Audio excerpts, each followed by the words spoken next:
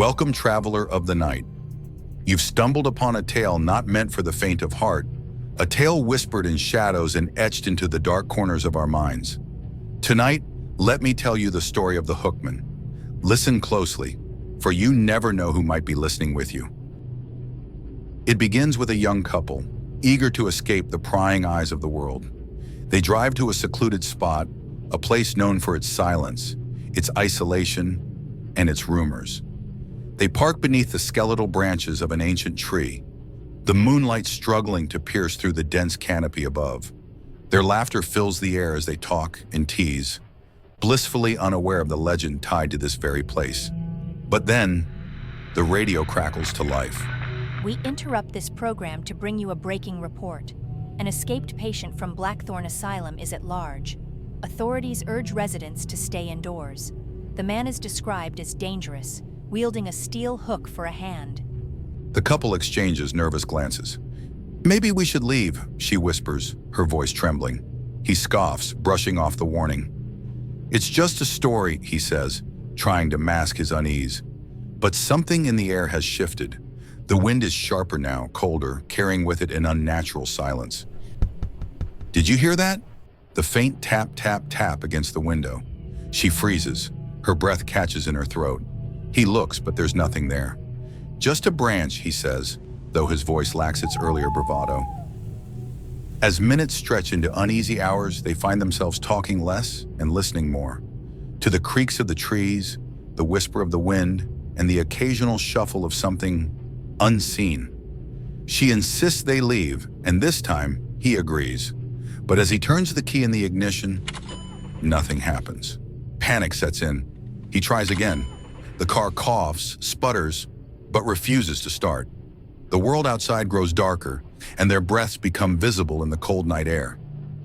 "There's a cabin," she says suddenly, pointing to a faint outline in the woods. He hesitates, but the sound of rustling nearby pushes them into action. They grab their things and make their way through the dense underbrush toward the small weathered structure. Inside, the air is stale, heavy with dust and the faint scent of mildew. The cabin is sparsely furnished, a sagging couch, an old fireplace, and a table with a single, flickering lantern. It feels abandoned, yet not entirely uninhabited. She sits near the lantern, her hands trembling as she tries to steady her breathing. He searches the cabin, finding nothing but shadows and a lingering sense of unease. "We'll stay here until morning," he says, though the words sound hollow. The hours stretch on, each moment weighed down by an oppressive silence. Then, the tapping returns, but this time, it's at the cabin door.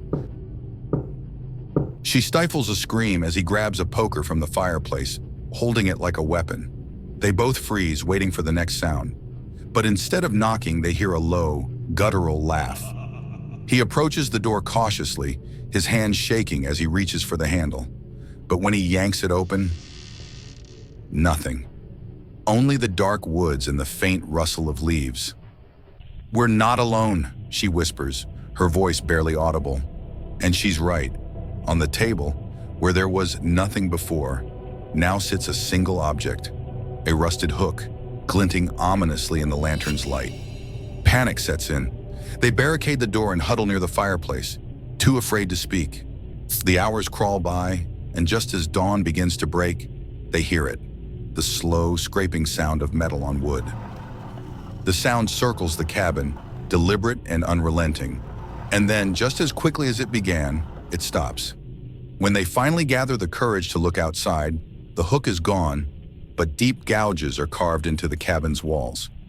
They waste no time fleeing, the car miraculously starting on the first try. The road back is silent, the weight of their terror hanging thick in the air. But when they reach her house, and he steps out to walk her to the door, that's when he sees it. Hanging from the car door handle is a hook, blood-streaked and glinting in the pale porch light. His legs nearly give way, and she stares in horror. The realization sinks in. They had been inches away from unspeakable danger. Was it luck that they escaped? Or did the Hookman let them go, savoring their terror as a warning to others who dare tempt fate? Perhaps he's still out there, waiting for another pair of unsuspecting souls to wander into his domain.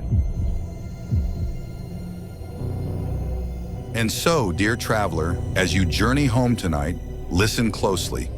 If you hear the faint scrape of metal behind you, do not turn around, for the Hookman thrives in the chase.